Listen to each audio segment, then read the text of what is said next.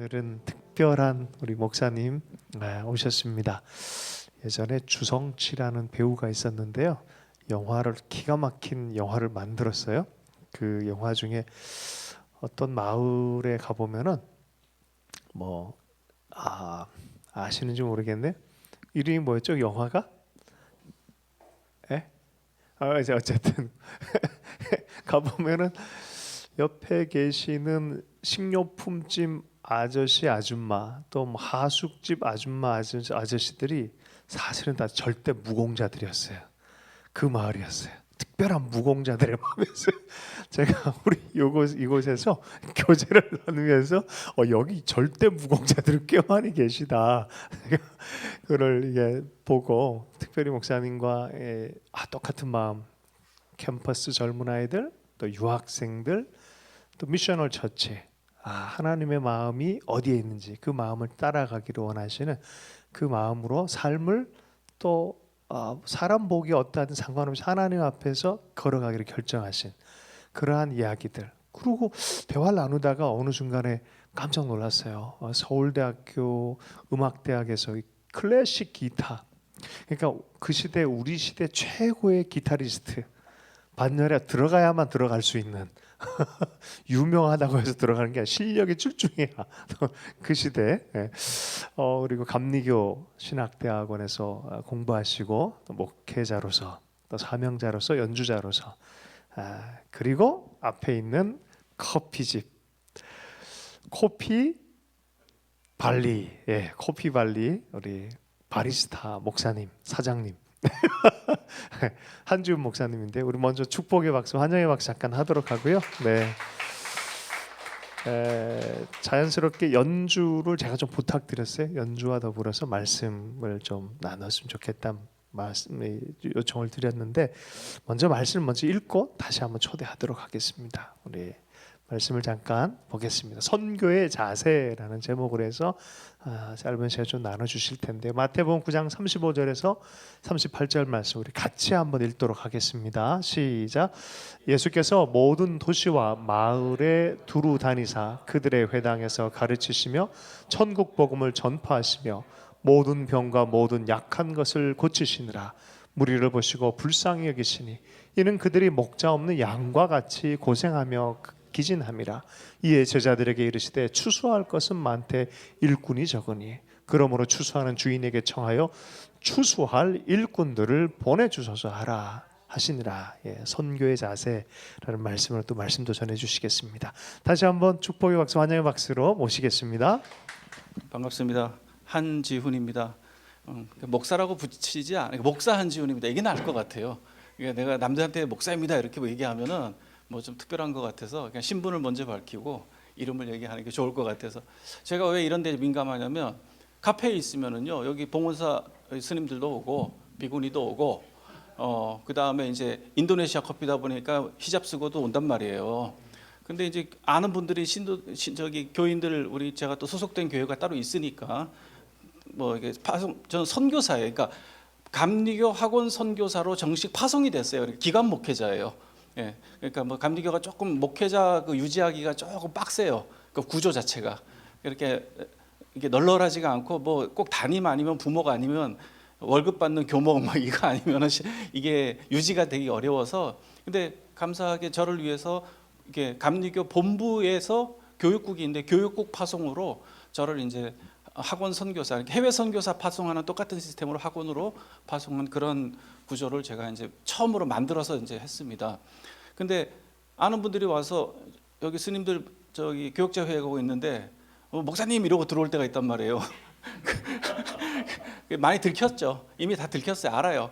근데 저기 애매할 때가 좀 있죠. 그래서 제가 아시는 분들은 카페 들어오는 순간부터는 저는 사장님으로 불러주십시오.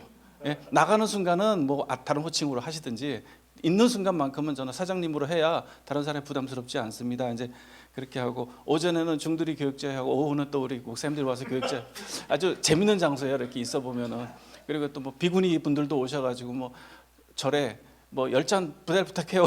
그리고 또 차 끌고 또 올라가서 뭐 또 배달도 하고 인사도 하고 뭐 이제 그러고 나왔습니다.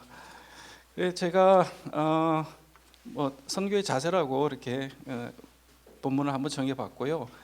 제목을 어떻게 붙일까 고민을 하다가 그냥 제일 만만한 그냥 표현으로 했습니다. 먼저 잠깐 제 말씀을 드리면, 저는 말씀하신 바와 같이 이 중고등학교 때 저기 교회에서 막 기타 치고 막 그때 복음성가라 그랬죠. 그러니까 예전에는 저기 찬송가 데뷔하는 개념이 70년대는 복음성가, 80년대는 가스펠송, 그게 그대로 CCM으로 이제 옮겨진 거예요. 그러니까 시대별로 그때 저는 복음성가 시절에 막 애들이 기타 치고 노래 그 중고등학교 때 뭐 수련회가 이거 하고 싶더라고 중학교 때. 그런 이제 어떤 동기로 제가 기타를 그 당시 뭐 다들 이렇게 좀 폼 좀 잡고 싶어서 교회에서 이제 그렇게 시작을 했고요.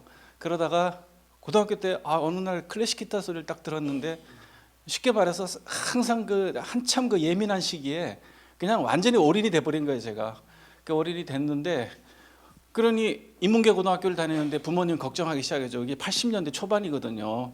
그러면은 그 당시 남자가 뭐 음악을 한다, 음대를 간다 이런 거는 잘 사는 집 아니거나, 그렇지 않으면은 정말 반부대원이거나 막 여러 가지 그 편견이 심할 때인데, 심지어는 그 아세요? 교회에서 기타 치고 놀면 야 너희들 본당에서 안 되니까 지하실 가서 놀, 그랬던 시절이란 말이에요. 기타 치면 혼났던 시절. 그러니까 니네들이 하는 걸 해주는데 본당에서 안 돼. 뭐 이제 그런 이제 환경 속에서 제가 컸단 말이죠. 70년대, 80년대 교회에서. 그런데 그 완전히 올인하고 빠지니까 걱정을 하죠, 집에서도. 그때 제가 생각을 했어요. 나는 이 클래식 기타라는 거에 빠져가지고 음악을 하고 싶은데, 이게 뭐 이제 공부고 뭐고 눈에 안 보이는 거예요. 그래서 근데 그 당시 우리나라에 전공이 없었어요. 대학에 들어갈 수 있는 환경이 안 됐어요. 전공 자체가 없어서. 그래서 저는 그럼 대학교 들어가서 서클 들어가야 되겠다. 그때는 뭐 클래식 기타 서클 같은 게 많았어요, 대학마다. 그래서 어느 대학이든 전공과 상관없이 그렇게 활동하리라 생각도 했고, 아니면은 참 유학이라는 걸 꿈꾸기가 어려운 환경의 시절의 그 시대적 상황이었는데, 꼭 이제 스페인 가야 되겠다 뭐 이런 식으로 생각을 했죠. 그때 제가 고등학교 1학년 때 막 이 학교를 알아보다가, 그때 뭐 지금같이 뭐 인터넷이 있나요? 학교 뭐 전형이라는 정보가 이렇게 입시 정보에 대해서 굉장히 고3 닥치지 않으면 잘 모르는 환경이란 말이죠. 근데 어떻게 다 알아보니까 우리나라 음대에 클래식 기타를 전공하는 데가 없어요. 그래서 제가 실망을 하고 있으니까 우리 어머님이 뭐 하나님이 너를 위해서 길을 열어주지 않냐, 뭐 기도해 보자 이렇게 얘기 마지못해 얘기해 주신 거예요. 근데 그게 끝났는데 고3 때 딱 우연히 어느 학교에 하나 생겼어요. 지방 학교에서 이제 인원수를 좀 채우기 위해서 어쩔 수 없이 이제 막 그때 태동을 시킨 건데, 거기에 제가 처음으로 들어갔는데 1년 있다가 서울대에서 뽑는다는 거예요. 이건 내 찬스다. 그래가지고 거기서 열심히 막 준비해, 정말 도 아니면 뭐로 했어요. 안 되면 난 이제 이거 안 하고, 되면은 학교 다닌다 이제 그 생각으로 했는데, 한 명 뽑았는데 됐어요, 제가. 그러니까 그 과정을 쭉 보면서, 그러니 제가 그 예전에는 대학 보면 이렇게 방을 붙이잖아요, 합격자. 딱 저기 정문 앞에 이렇게 이름 뭐 80 몇 번 김아무개 딱 이렇게 붙이잖아요. 그걸 보러 이제 신림동 사거리에서 골짜기로 쭉 들어가는 그 서울대학교 정문까지 가는데, 진짜 뭐 전 세계를 도는 것 같아요, 머릿속에는. 그러다가 그 정문 앞에 제 이름이 그냥 대문짝하게 보이는 걸 보고 제가 너무 기뻐가지고 그 막 운동장으로 막 달려가서 막 울면서 막 진짜 기도했어요. 내가 이 전공을 하나님을 위해서 쓰게 해주십시오. 뭐 그때 하여튼 뭐 뭔지 모르고 하여튼 그렇게 기도를 했어요. 근데 들어가 보니까 이게 제가 이제 개척자잖아요, 파이오니어예요. 그러니까 저를 위한 시스템이 하나도 없는 거예요. 그래서 이제 그런 부분에서 어차피 이제 저는 그냥 독고다이로 학교를 다녔고, 이게 오케스트라에 편성이 돼야 되는데, 그러면 이제 집단 활동이 가능한데, 저 같은 경우는 커리큘럼에는 오케스트레이션을 해야 돼요. 바이올린하고 뭐 이렇게 뭐 교향곡이나 뭐 애들은 그 주당 한 4시간씩 꼭 해야 된단 말이죠. 근데 저는 거기서 뭐 옛날 같으면 심벌이라도 뚫릴 텐데, 그것도 전공이 다 퍼쿠션이 있으니까 할 게 없어요. 그래서 조교하고 타협을 받죠. 그냥 너 삐 줄 테니까 나오지 마. 80년대니까 그런 게 가능했죠. 그래서 저는 그 시간을 벌고 열심히 연습을 했어요.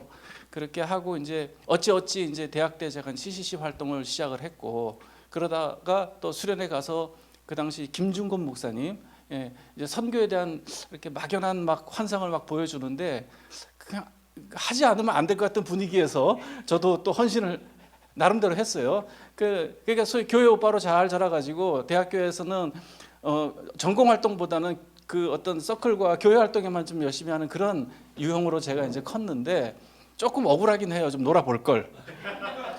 저기 좀 놀아볼 걸 조금 나중에는 억울하긴 하더라고요. 어쨌거나 이제 굉장히 제가 그리고 이제 독일로 유학을 갔습니다. 독일로 유학 가기 전에 1년 동안 일본의 단기 선교사로 CC 파송 선교사로 제가 일본의 생활을 경험하면서 그때 외국 생활을 처음 해봤고 그거 끝난 다음에 나는 그때 이제 다들 그 거룩한 부담감이 있잖아요. 신학교를 가야 되나 뭐 어째야 되나 이제 근데 공부를 놓칠 수는 없겠더라고요. 나한테 찬스다. 그리고 제가 마음의 중심은 공부 쪽에 가 있었어요. 그러면 이제 그 당시 이제 준비해가지고 독일 쾰른 음대를 제가 갔습니다. 그래서 이제 한 4년 동안 독일에서 이제 음악을 하고 그렇게 왔는데 이제 결국은 하나님께서 그 청년 때 한번 부르셨던 그 마음이 이제 나중에는 이렇게 살아서 뭐 하나 하는 생각이 들기도 하고 그러다가 이제 한 39, 만으로 39, 40 정도 됐을 때 신학교에 대한 이제 동기가 자꾸 오더라고요. 그래서 지금 안 하면 안 되겠다 해서 이제 뭐 저로서는 뭐 에큐메니컬한 입장이었으니까 뭐 총신을 가든 장신을 가든 뭐 침신을 가든 저 받아주는데 그냥 아무데나 가겠다. 그런데 총신 장신은 기숙 생활해야 돼, 그죠? 6개월간. 근데 제가 그때 한동대 나가지 서울대 나가지 뭐 강의를 한 대여섯 개를 나가고 있었어요, 음대로. 그러니까 이게 제 생활을 다 포기는 못 하겠더라고요. 근데 이제 감신에 가서 딱 이제 특별 자정으로 감신에 가서 이제 하는데 저 이러이러한데 다녀도 되냐 그랬더니 오래. 그래서 그리고 뭐 이렇게 저기 공동생활 이런 게 없어요. 집도요 김포라서 다니기가 제일 좋아요. 그래서 제가 그럼 여기다. 그렇게 해서 이제 감리교는 뭐 집안에 이제 사람들이 좀 다니긴 했고요. 그러니까 뭐 어렸을 때는 순복음교회, 컸을 때는 장로교회 총신, 그 다음에 뭐 좀 컸을 때는 온누리교회 뭐 이런 식으로 그러니까 제 정체성을 모르겠어요. 어쨌든 넓게 그렇게 이제 했는데 신학교는 감신 뭐 이런 식으로 이제 해서 결론적으로 이제 안수 받는 시점까지 이제 왔는데요. 말을 길게 했는데 제가 안수를 받는 순간까지 내가 뭘 해야 되지? 이게 나이 40 중반에 인트로가 너무 긴 거예요. 그래서 내가 뭐 했다고 생각을 했는데 제가 그때 진지하게 고민이 들더라고요. 뭐 그렇다고 기존 교회에서 불러주는 그것도 일종의 하나에다 이제 어떤 또 끌어주는 뭐 이런 것들이 좀 필요한 그런 구조라서 그렇지 않으면 제가 생돈으로 해가지고 뭘 개척을 해야 되는데 많은데 뭐 교회 많은데 제가 거기까지는 생각할 필요가 없을 것 같고 근데 뭔가 제가 좀 독특한 거 생각하고 있었던 것 같아요. 그런데 그래서 안 되겠다. 일주일 금식을 딱 했어요. 그냥 생활하면서 일주일 금식을 딱 하고 딱 끝났는데 아무런 느낌이 없어요. 일주일을 딱 하고 그런데 그때부터 하나님이 역사하시는 것 같더라고요. 제가 금식까지 다 했는데 내가 뭐 하지? 근데 안수를 받았는데 내가 뭘 하지? 내가 어디 가서 뭐 분목사하고 이럴 나이도 아니고 그렇다고 뭐 개척을 하고 뭐 이것도 뭐 자신이 없어서라기보다는 목적이 뭐지? 이런 생각이 들으면서 그러면 그때 순간에 내가 제일 좋아하는 게 뭔가? 내가 이 사역을 하기 위해서 내가 현재 제일 내가 좋아하는 것이 무엇인가를 깊이 생각을 해보니까 선교를 하고 싶더라고요. 근데 저 선교사로 못 가고 집 안에도 직장이 있고 저도 뭐 이렇게 된 이렇게 굳혀진 그런 생활의 틀이 있기 때문에 어떻게 40 중반에 떠납니까 하고 이제 생각을 하다가 근데 갑자기 그때 그게 2010년 그때쯤이에요. 11년 그때쯤인데 그때 2차 한류 붐으로 일본 사람들이 엄청나게 배용준이 1차 한류 붐이죠. 2차 한류 붐은 이제 드라마 이제 중년 아줌마들이 딸들 데리고 많이 이 명동으로 여행 오던 시기입니다. 근데 신촌을 한번 와봐서 이렇게 걸어봤는데 여기저기서 일본 말이 들려요. 예? 그리고 뭐 그때는 이제 홍대가 그렇게 뜨기 전이니까 뭐랄까 이제 신촌이 중심이었던데 맨 처음에 이대 신촌 홍대로 갔잖아요. 이 흐름이 이대에서 이제 이랜드 뜰 때 거기가 제일 핫한 장소였고 그 다음에 신촌이 뜨다가 신촌이 죽어가면서 이제 홍대가 뜨기 시작했죠. 그 당시에 신촌이 끝물이었어요. 살아있을 때인데 신촌 가니까 일본 사람들 저 사람 내가 일본 선교를 좀 하고 싶었는데 저기를 못 가면은 그러면 뭐 셔틀을 해볼까? 뭐 왜 가까우니까. 김포는 선교사의 도시예요. 공항이 옆에여서. 어쨌든 그런 생각을 하던 중에 갑자기 이 밑에서부터 끌어오는 생각이 뭐냐면 그래 내가 갈 수 없으면 오는 사람들을 대상으로 하자. 이 사고의 전환이잖아요. 선교는 그냥 2010년도만 해도 그냥 선교사는 보내야 된다는 개념만 가지고 있었던 시대에 그냥 거기에 대해서 아무런 의심을 하지 않던 그 환경 속에서 제가 밑바닥에서부터 그러면 오는 사람을 하는 게 어떨까? 근데 그게 유레카였어요, 저에게. 정말 깊은 데서 올라오는 희열이 오더라고요. 그게 막 스프링처럼 올라오는데 앉아가지고 컴퓨터 앞에 앉아가지고 깜짝 놀랄 정도로 제가 이 생각의 전환을 한다는 게 남들이 보면 별거 아니죠. 그 오는 거 하는 거 되게 쉬운 생각인데 저 자신에게 있어서는 그냥 뒤집어지는 사건이었어요. 그게 이제 금식 후에 저한테 하나님 그 순간부터 인터넷 뒤져가면서 자 그러면 교단별로 일본 선교는 어떻게 하고 있나 주르륵 오늘 교회 어떻게 하고 있나 주르륵 그러면 내가 감리교에 속해 있으니까 감리교는 어떻게 하나 주르륵 다 서칭을 해봤더니 한 군데에서 일본어과 교수가 하는 감리교 목사가 하는 선한 목자교회 그 당시 유기성 목사님 교회 안에서 일본어 공동체가 있더라고요. 그래서 제가 거기에 딱 연락해가지고 제 뜻이 있습니다. 만나 봬도 됩니까? 그래서 이제 그때부터 거기랑 연결을 하면서 제가 이제 어떻게 했냐면 그러면 내가 가지고 있는 재주는 뭐냐? 음악이다. 가르치는 거 예를 들어서 이렇게 한다 그러면 제가 일본 생활을 해봤기 때문에 일본 친구들은 이 교류 활동을 하는 걸 되게 좋아해요. 잔잔하게. 그러면 일본에 제가 100번을 넘게 다녔습니다. 가서 연주 활동도 많이 하고 단기 선교팀 인솔도 하고 그런 거 많이 했어요. 한 30년 동안. 그러니까 제가 그런 경험이 있으니까 일본에서 오는 아이들을 제가 이 신촌이 전략적 배경으로 보고 이대, 연대, 홍대, 그 다음에 서강대 이 4개 학교의 어학당에다가 제가 찌라시를 일본어로 만들어서 기타 교실 그러면서 3개월 단위로 모집함 이렇게 해가지고 일본어로 쭉 쓰니까 그 게시판에다가 그냥 불법으로 막 갖다 붙이고 내려오는 여기 연대 내려오는 여기 길 있죠. 여기 뭐죠? 그 어학당에서 내려오는 전봇대에다가 막 붙이고 진짜 제 전도사 하나 불러가지고 내가 차를 몰고 다니니까 너는 가서 착착착 붙이고 와. 심지어는 홍대에 있는 사설 한국어 어학당에까지 내가 게시판에 갖다 붙이고 그래서 이 신촌 일대를 한 며칠 동안 붙였어요. 근데 그 이전에 그거를 하려고 그러니까 공간이 필요하잖아요. 자 일단 기타 하나 놓고 한 사람이 이렇게 하면 최소한 한 반평 이상의 이 면적이 필요하면 대여섯 명이 모이면 한 6평 정도는 필요하단 말이에요. 그럼 거기에다 악기 배치해 줘야죠. 그 다음에 뭐 도면대 소품들 놔줘야죠. 근데 그런 공간을 일주일에 한두 시간 쓰는데 그걸 빌리려니까 돈이에요 다. 근데 그것 때문에 2010년 11년에 이 발견을 하고 나서 한 3년 동안 아무것도 못했어요. 그러니까 왜냐하면 공간이 안 생기니까. 공간도 그냥 이런 데 공간이 아니라 반드시 전철역 근처여야 돼 시내에. 그렇게 해야 이제 사무실 같은 공간이야 애들이 올 거 아니에요. 그거를 딱 꿈꾸고 있었는데 제 돈으로 하려니까 그거는 좀 너무 낭비인 것 같고 어디 사무실 같은 거 조금 빌리면 좋겠는데 그런데 한 3년 지나니까 어떤 장로님이 경복궁에 자기 사무실이 있는데 쓰라 이러더라고요. 시간만 얘기해 주면 비워주겠다 저녁에. 그렇게 해서 그거를 근거로 해서 이제 찌라시 붙이고 막 다녔죠.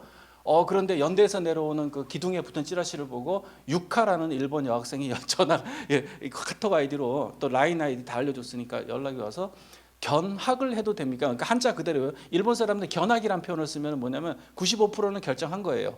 그럼 5%는 와서 저게 이상한 놈인지 아닌지 그것만 확인하는 겁니다. 그래서 95%는 견학을 해도 됩니까? 그럼 저도 이제 일본어로 막 해서 오케이 그러면서 딱 부른 다음에 교회다 얘기해서 기타 3대 기증하세요. 그리고 이제 해가지고 딱 세팅을 해놓고 감신에 가서 전도사들 몇 사람을 좀 홍보를 했어요. 야 이러이러한데 너 선교 가는 친구들은 여기서 애들 만날 수 있는 찬스다.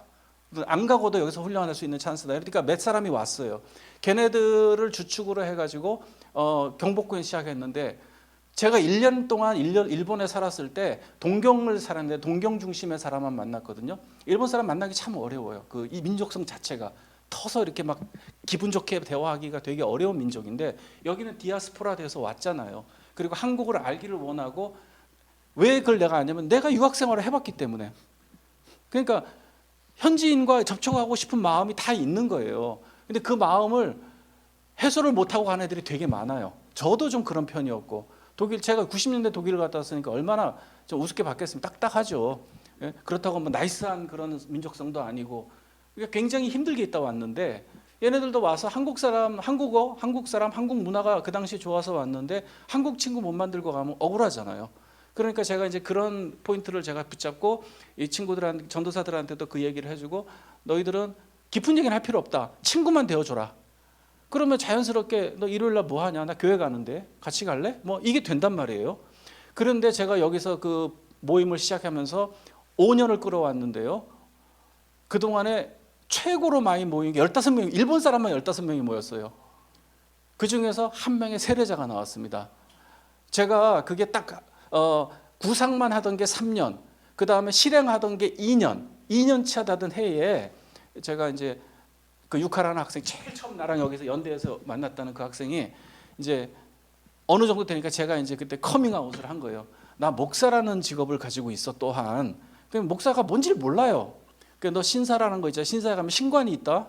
니네 가서 이거 맨날 하잖아. 이거 그 신사들이 책임자 아니냐. 나 그 교회의 책임자야. 이렇게 얘기해서 설명을 시켜야 돼요. 그러면 절에 가면 그 주지승이 있지. 내가 그런 입장이야. 이렇게 이제 얘기를 해요. 그러면 이제 이미 저한테 마음이 열려 있기 때문에 예. 그러다가 교회 한번 와볼래? 그랬더니 선생님이 원하면 갈게요. 이렇게 됐어요. 꽤 왔어요. 그래서 일본 그 교회, 일본어 그 선한 목자 있는 교회 딱 이제 거기다가 이제 인벌브 시키면서 제가 한 몇 달 지난 다음에 그 꾸준히 나오더라고요. 제가 나가니까 세례라는 게 있는데 한번 받아볼래? 그랬거든요. 그랬더니 이런 거죠. 초코파이 세례예요, 군대에. 예? 그러니까 일본 사람들의 그 성향 속에서는 자기한테 잘해주는 그 어떤 사람에게 대해서는 보은하는 마음이 있다면, 예? 오카이시라는 건데 보은하는 마음이 있는데, 그러니까 내가 세례를 받아주면 저분이 좋아할 것 같으니까 받아주겠다라는 의미예요. 그러거나 저러거나 저는 여기서 2년 만에 딱 세례자, 그러고 나 진짜 이 세레머니가 생겼어요. 그리고 근데 바로 직전에 제가 그 사형리를 일본어로 이제 얘기해 주면서 이러이러하고 너가 여기서 마음으로 믿고 네가 입으로 고백하고 네가 죄를 고백하고 하나님 믿겠습니다라는 입에 시인이 있으면 너는 그 길로 크리스찬이다. 하나님의 자녀가 되는 것이다. 그거를 설명하니까 따라 할래? 그랬더니 하겠대요. 밥 맛있는 거 먹여가고 하겠다 그래서 그렇죠. 이게 뭐 50대 초반의 아저씨가 20대 후반의 아가씨 데리고 어디 저기 드라이브 해주면서 제가 그러니까 어떻게 남들이 볼 때는 관계가 좀 이상해 보이지만 저로서는 재밌게 해줬어요. 예, 그렇게 하니까 이제 얘가 마음의 문을 열고 오케이 받아들이겠다. 근데 너 일본 가면은 어떻게 할래? 그랬더니 잘 모르겠대. 그래 일단 여기 있는 동안만큼은 좀 교회 나와. 그래서 이 친구가 세례를 받고 그래서 뭐 기분이 어때? 그랬더니 그냥 신기한 느낌 뭐 이러기 정도예요. 그리고 나서 이제 이 친구는 돌아갔어요. 근데 팬데믹만 빼고는 매해 한두 번씩은 한국에 오는데 엄마랑 같이 와서 꼭 커피숍 들러가지고 사고 가요. 부자예요 또 집도. 그런데 만약에 제가 일본 선교사로 갔다 그러면 최소 400만 원 보내줘야 됩니다. 일본의 동경 생활 기준, 가족 기준으로 400을 보여줘야 됩니다. 제가 2년 동안 만약에 그러면 어학 3년 정도 해야죠. 사람 만나야죠. 교회 세워야죠. 막 관계만 언제 세려 10년이 걸려도 못할 수 있는 일이잖아요. 뭐 빨리 할 수도 있겠지만 10년이 걸려도 적극적이지 않으면 못하는 게 현지란 말이죠. 근데 저는 실행한 지 딱 2년 안에 이 친구가 세례의 모양이 나왔으니까 저로서는 굉장히 위로가 되었고 돈으로 따져보니까 대충 한 1억 5천 정도 되겠더라고요. 그러면 저는 1억 5천을 아끼고 제 생활을 하면서 여기서 일본인 신자를 얻었다고 볼 수 있죠. 근데 그 친구는 만약에 제가 일본 가서 교회를 동경에서 개척을 했는데 나 이제부터 일본 선교사로 왔으니까 너 나올래? 그럼 그 친구 나와요. 충분히 나와요. 이미 이제 저에 대해서 충분히 알기 때문에 얼마 전에도 커피 볶아가지고 국제우편으로 보내줬어요. 엄마가 좋아하고 그래서. 그러니까 한국에 오면 꼭 돈 미리 주고 가고 커피 보내서 보내주고 이게 평생 가는 관계가 돼버렸어요. 그러니까 제가 그걸 보면서 위로를 얻었고 이런 식으로 하기 위해서 내 공간이 필요하다. 그래서 이제 카페를 하게 됐는데 기타 교실은 더 이상 안 합니다. 왜? 기타 교실의 목적은 아주 그 레버리지가 강한 거예요. 작은 지렛대 효과로 사람들을 만나서 끌어당길 수 있는 그 하나의 콘텐츠잖아요. 그런데 저기는 가만히 있어도 손님으로 다 만나요.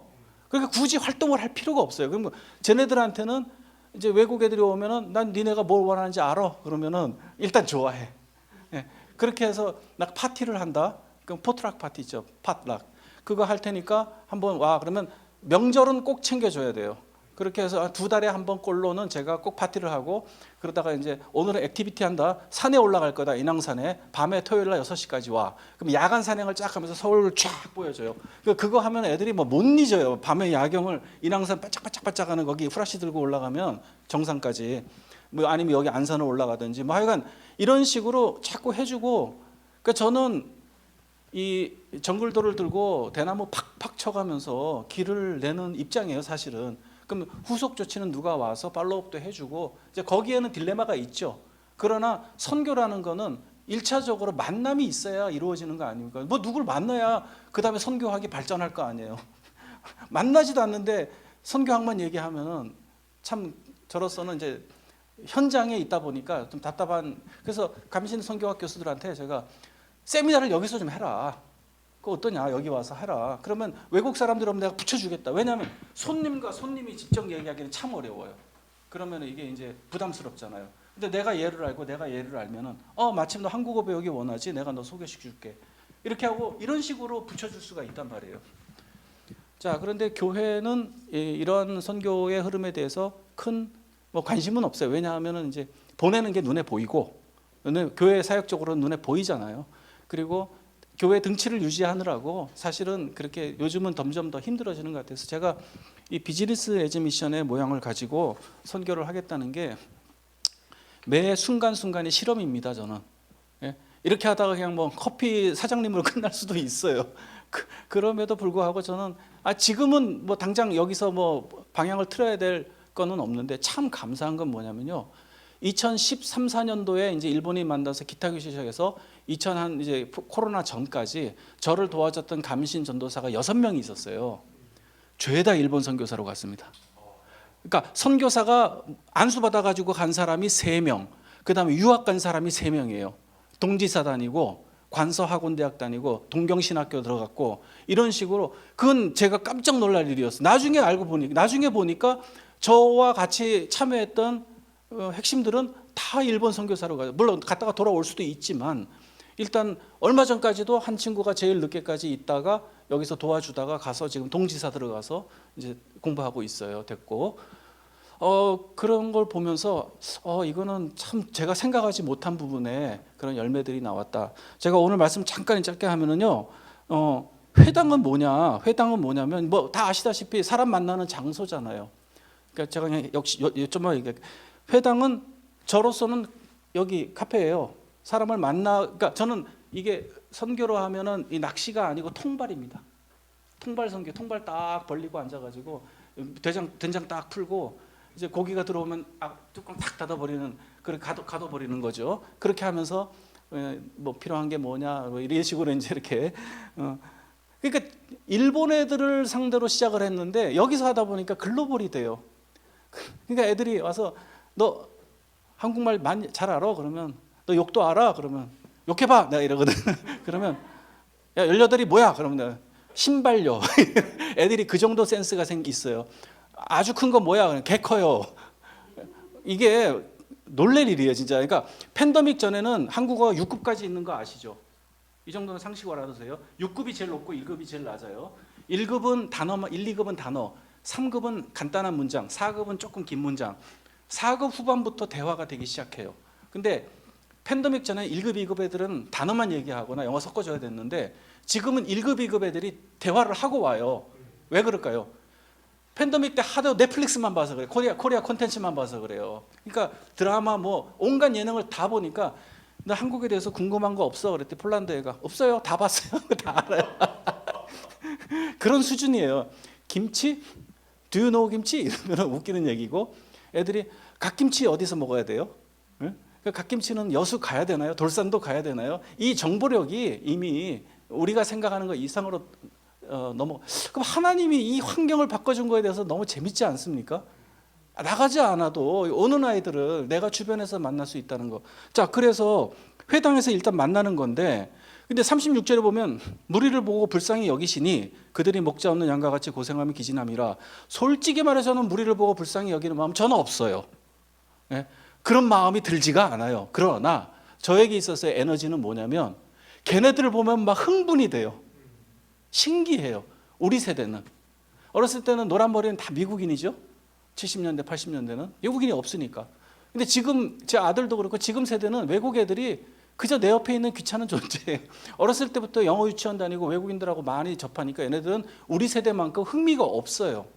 이 외국 애들을 발판으로 해서 뭔가 이렇게 좀 그 시야를 넓히고자 하는 그런 의도가 우리 시대만큼은 안 돼요. 40대 중반, 40대 초반 그 이하로는 그 흥미가 조금 반감하고 40대 초중반 이후로부터는 대개 이제 외국 애들 우리나라에서 한국말 하는 거에 대해서 재미있게 봐요. 현상이. 그럼 이게 이제 앞으로 더 지나가면 점점 저 같은 관심을 갖는 사람은 이제 없어져요. 저는 그렇게 봅니다. 그러니까 제가 그 경계선에서 우리나라에 이 오는 어마어마한 이 환경의 변화, 이 한국 콘텐츠가 선교사들한테 얼마나 위로를 주는지, 우리는 그거 요즘 한국 인기 많죠, 이 정도 선에서 끝날 게 아니라 걔네들은 한국을 동경하고 그러니까 제가 독일에 살았잖아요. 독일 애들이 왔을 때 제가 살았던 시절에 독일 사람들은 동양을 낮게 보는 경향이 분명히 강했는데 지금 오는 독일 애들하고 얘기를 해보면 한국은 잘 사는 선진국이고 완벽하고 안전하고 그런 것들에 대한 딱 이 관념이 있어요. 그 스테레오타입으로 딱 가지고 와요. 클리셰로 딱 가지고 와요, 얘네들이. 그럼 제 입장에서 봤을 때는 나는 우리를 왜 이렇게 높게 보지? 나는 약간 불안한 거예요. 그런데 얘네들 입장에서는 한국은 원래 그렇잖아. 그럼 저도 그런 척 해야죠. 뭐 어떻게 그런 척하면서, 그렇지만 이제 아저씨의 한국 아저씨의 이제 재미를 막 보여주는 거죠. 차가 있으니까 그렇잖아요. 어디서 그렇게 현지인이 막 끌고 다니면서, 그러면 정기적으로 제가 강릉도 갔다 오고 원데이 트립으로 강릉도 갔다 오고 일단 쏟아 부어야 돼요. 자, 그러면 나는 불쌍히 여기는 마음보다는 그들이 오는 것에 대해서 흥미가 진진한 게 저는 이 마음으로 대체를 하고 싶어요. 예, 그렇게 이해해 주시면 되겠고, 그 다음에 추수할 것은 많대 일꾼이 적으니 뭐 일꾼을 보내주서 하라. 그러니까 제 나름대로 해석을 해봤어요. 그러면 추수할 건 뭐고 일꾼은 뭘까? 그랬는데 저는 결국 선교를 위한 컨텐츠의 개발이에요. 저는 그런 생각을 했어요. 이 오는 사람들에게 대해서 어떤 식으로 전략적이고 효과적으로 이걸 접근을 해야 될 지금 우리나라에 이제 수준이 왔다. 예? 그리고 영어 좀 못해도 돼요. 한국어 해주면 더 좋아해요. 어떻게 이런 시절이 왔습니까? 나중에 통일이 되면 아마 이북 사람들은 덤으로 아마 선물을 많이 얻을 거예요. 예? 심지어는 뭐 부산말 연구하기, 사투리만 또 배우는 애들이 있고, 별의별 친구가 다 있어요. 그래서 헝가리에서 왔다는 머리가 빨간 여학생인데 너 뭐 공부하니? 어디 다니니? 그랬더니 정신문화연구원인가 어디 뭐 판교에 거길 다닌대. 그래서 전공이 뭐야? 그랬더니 민화요. 호랑이 이렇게 하고 우스꽝스럽게 그려놓고, 걔네들이 볼 때는 그거 자체가 엄청난 콘텐츠인 거예요. 재밌는 거예요. 과장되게 그리고 토끼 막 이만하게 이상하게 막 눈 띵그랗게 그려놓고 민화. 그런 애들도 있고, 여기 이제 프랑스의 솔렌이라고 여기에 사는 애인데 이렇게 와가지고 이제 또 제가 소위 낚아가지고 이제 한글을 가르쳐 주면서 한 2주에 한 번꼴로 만나면서 이제 얘기를 계속 하고 있는데 의사 딸이에요. 근데 이 친구는 그 한국어 번역, 그러니까 뭐 자막 같은 거 그런 거 하기 위해서 한국어 공부하려고 지금 6급 시험 보느라고 이제 요즘 최근에 이제 끝내 11월 12일인가 그때 보니까 지금 못 만나고 있는데, 이런 식으로 쟤네들이 뭐가 부족해서, 그러니까 보르도에서 왔대요. 그 포도주의 동네 보르도. 저는 말만 들었지 포도주 보르도. 예? 어떤 애는 뭐 니스에서 오고, 그런 거 보면서 야, 이거 참 앉아서 이집트애를 만나질 않나, 알제리애를 만나지를 않나, 내가 듣도 못한 그런 나라 사람들을 한국말로 대화할 수 있다라는 거. 저는 그래서 여기에 하여튼 이 컨텐츠를 저도 지키고 있는 것이 사람들이 계속 지켜보고 있더라고요. 예의주시하고 있고. 그래서 그런 부분에서 제가 일단은 존재하고 있는 것 자체, 여기서 뭐 손님이 없는 날은 답답해요. 저도 이게 선교도 어려운데 생존을 위한 비즈니스도 계속 해야 되잖아요. 그럼 아직은 개척교회 수준이라고 보시면 돼요. 이 매출적인 측면에서는. 그러니까 저는 헌금을 받는 게 아니라 저는 매출로 여기를 꾸려가는 거니까. 그러니까 하나 하기도 어려운데 사실 두 가지를 계속 가지고 있는 건 늘 부담이 되지만, 또 나름대로 여기서 5대양 6대주를 다 만날 수 있다는 게 또 재미있는 현상이기도 하고, 그렇게 해서 제가 지금까지 이제 끌어오고 있습니다. 그래서 좀 정리하면요, 선교는 일단 관심에서 출발하는 것 같아요. 관심을 가져야 되는 것이고, 그리고 단순하게 저의 선교에 대한 정의만 한번 말씀드릴게요. 단순해요. 선교는 먹어주고 마셔주는 거예요. 그러기 위해서 이게 필요한 거예요. 예. 그 이상의 목적이 없어요. 그렇게 하다 보면 마음이 열리더라고요. 그리고 한국식으로 생각, 일단 우리나라 민족성이 좋아요. 퍼주잖아요.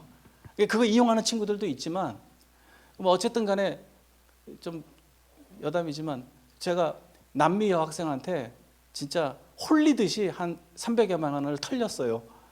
그러니까 그런 경우도 있었습니다. 공항에서 나 지금 가야 되는데 짐을 붙여야 되는데 짐을 너무 많아가지고 내가 가서 보내줄게 하고, 이대 다니는 학생이 그렇게 부탁을 하는데 내가 그동안의 관계를 생각하니까 안 해줄 수가 없더라고요. 내가 보내면서도 이렇게 털릴 각오를 하자. 한 번 보냈는데 또 뭐가 안 돼서 뭐가 안 됐다 그러고 해서 2번, 3번까지 내가 딱 해주려다가 2번 정도 했을 때 이미 250만 원 정도 넘어갔어요. 그래서 내가 이제 그때쯤이면은 얘가 안 들어올 것 같기도 한데, 팬데믹 바로 직전이었거든요. 그래서 내가 기도하다가 그래 알면서 속아주자. 그렇게 해서 결국은 이 친구가 지금 뭐 과 친구들 통해서 공부하다가 중간에 탈락을 해서 한국말을 참 잘해요. 돌아갔는데 뭐 미국 어디 갔다는 뭐 얘기를 이제 과 친구들 하고 이제 듣긴 들었죠. 그러니까 이런 희생도 좀 있어야 될 것이고, 예? 뭐 크다면 큰 돈이고 적다면 적은 돈인데, 그러나 뭐 그렇게 억울하지는 않아요.